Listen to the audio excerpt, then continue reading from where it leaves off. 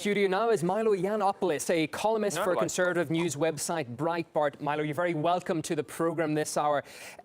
Donald Trump claims he's incredibly popular with the gay community, and comments to that effect have got short shrift online. What makes him think that he's got their support? Well, you know what's interesting about Trump is the message that he has against political correctness, which has been such a cancer infecting the political left, should be a message that homosexuals are receptive to. After all, the best thing about gay culture is the dissidence, the subversion, the mischief.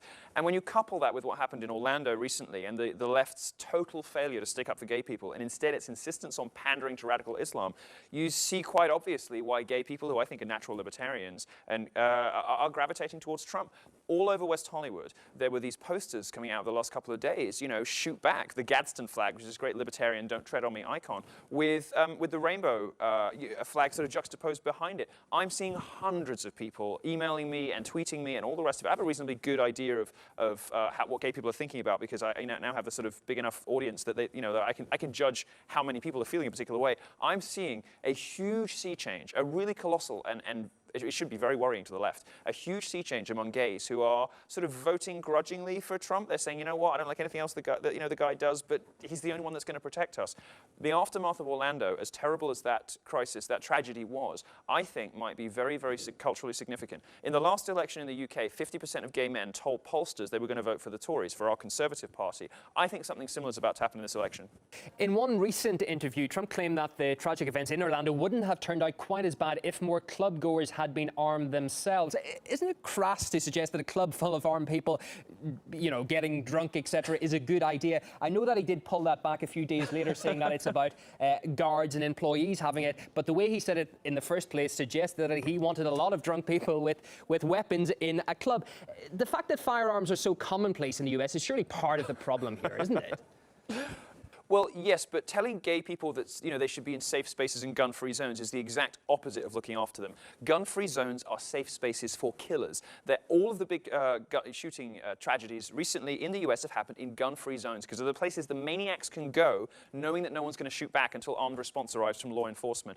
Now, what Trump said, everyone in the club should be armed. Well, I said a similar thing, when I first saw that, and even the NRA said maybe that's a little bit far. So, maybe it's not a good idea to have lots of guns around where people are drinking. But here's the key point. Here's the message.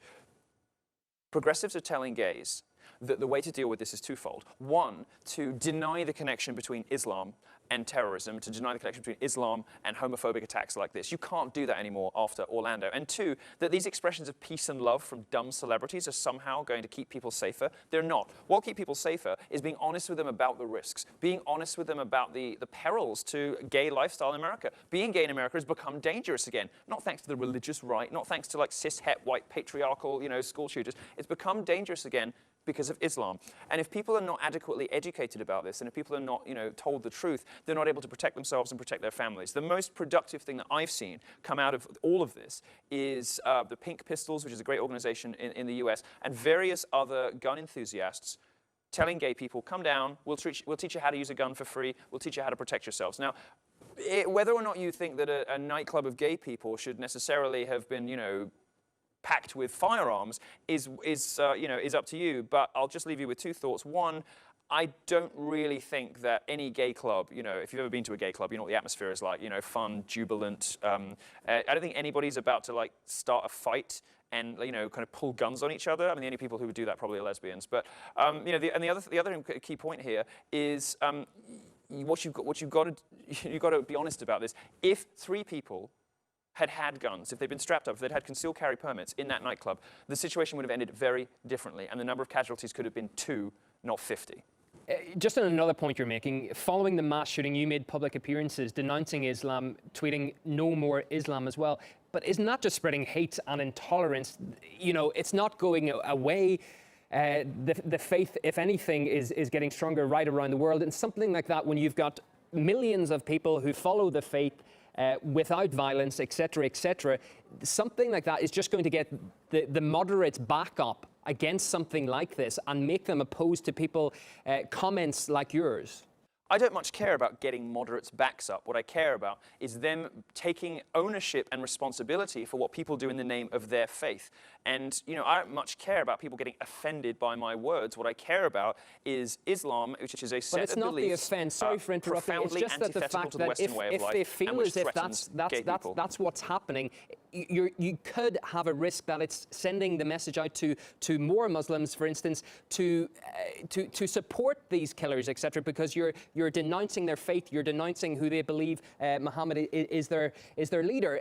Things like that, they go a long way, don't they, in the Muslim world? Well, you hear this sometimes from Muslim leaders, and what it boils down to is like, be nice to us or we'll kill more of you. Well, I'm sorry, but that doesn't sound like sensible advice about calming down overheated rhetoric in the public square. It sounds like a threat. And frankly, I think people need to understand that the anti-gay and the anti-women problem, by the way, because I don't take any pleasure in seeing the streets of London change like they have recently with all of these people wandering around in blankets and towels. What I see is a set of beliefs profoundly antithetical to our way of life, which routinely oppresses the hundreds of millions of women who are affected by it, and which kills homosexuals. And let me be very clear about this. This is not Islamism. This is not terrorism. This is not ISIS. This is Islam. In Britain, which is not an extremist country where we're supposed to all be assimilated, 100% of Muslims, according to a Gallup poll just a few years ago, said that homosexuality was an unacceptable lifestyle choice. 52% of them want it made illegal. And for the feminists out there, I'd also like to remind you, 39% of British Muslims say that a woman should always obey her husband. What difference does my rhetoric make when 100% of Muslims already believe that homosexuality is an unacceptable lifestyle choice? That is a direct result of their belief system. Nothing I say is going to make a difference. What I want to focus on is protecting people against that threat.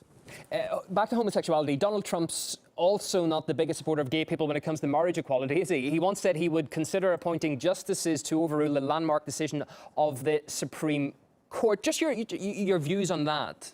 Donald Trump is probably the most pro-gay presidential candidate in history. He is definitely the most pro-gay Republican candidate in history. So if you're somebody who believes in a small state and freedom, but you've been put off sometimes by the social attitudes of old-style Republicans, Donald Trump is for you.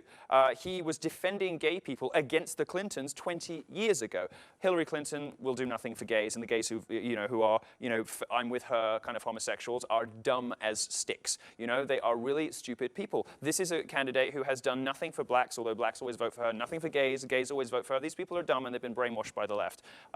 Donald Trump has repeatedly, not only in his private life, but also in his public statements, stood up for homosexuals in a way that the progressive left never has. He came out immediately after Orlando with very strong, very inspiring statements, in my view, about how we need to protect ourselves and the steps we need to take to protect gay people. What did Hillary Clinton do? Pander to and make excuses for Islam. We have to understand here, this is not like, some sort of newspaper quarrel about whether, some Christian is going to bake a cake or not. This is about people with guns who want to kill us. Christians don't do this. Muslims do. And it isn't just terrorists. It is, think about the terrorist attacks in Paris and Brussels. This was homegrown jihadists. This stuff is 2 streets away from you. And it is being taught in mosques that the government just allows to preach whatever the hell they want to. In Orlando, where that killer was, 3 weeks prior to the attack, a guy was hosted on the subject of how do we fix the homosexuality problem. This guy is on record as saying the compassionate thing to do is to kill all gays. This is not a terror thing, this is an Islam thing. And only the right is honest about this. Only Republicans are saying what actually needs to happen. And only Republicans are really doing what it takes to protect homosexuals. And the left is pandering to and making excuses for Islam over and over again. Donald Trump, in everything that we have seen from him in his career and everything that he has said since Orlando, seems to me to be the most, not just saying it and saying the nice words and having the hashtags and the rainbow avatars on Twitter, but in real terms, what will actually benefit and keep safe gay people, Donald Trump appears to me to be the most pro-gay candidate in American electoral history. Just to put one final point to you on what you're saying, that to paraphrase in a very rough way, that Muslims are against gay people because of their religion and are calling for a crackdown. America is defined by its diversity of peoples. The LGBT community has to struggle for its rights. You know that better than anyone. Should the Muslim community really be persecuted in what's a similar way here?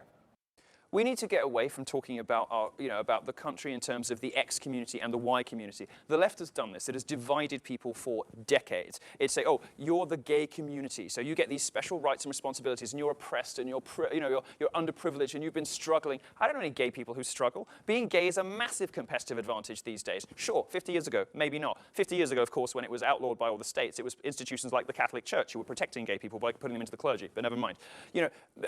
Pitting these minorities against each other is not something I did. I didn't invent this. The progressive left did. They precipitated these minority wars by setting blacks against Hispanics, gays against Muslims. Well, this is the result. This silly dream of multiculturalism driven by incompetent, idiotic, globalist politicians who think that everybody is just the same as everybody else and everybody can live nicely together. Well, your peace, love, and understanding rhetoric does not influence mullahs in Iran and does not influence hate preachers in Orlando. They're going to listen to you, laugh at you, and carry on preaching hate. Because, all these hashtags on Twitter and all of the ridiculous platitudes that are pouring out of dumb celebrities and progressive politicians right now, how many Islamic radicals, fundamentalists, how many hate preachers, how many Muslims at home do you think are listening? How many lives do you think this will save? None. Gay charities, every single gay charity in America deserves to be shut down after their response to Orlando, which has been spineless and pandering. It is absolutely shocking. That's the thoughts of Milo Yiannopoulos, a columnist for conservative news website Breitbart, and also known on Twitter to his hundreds of thousands of followers as Nero. We appreciate your time and your thoughts on this subject. Thank you.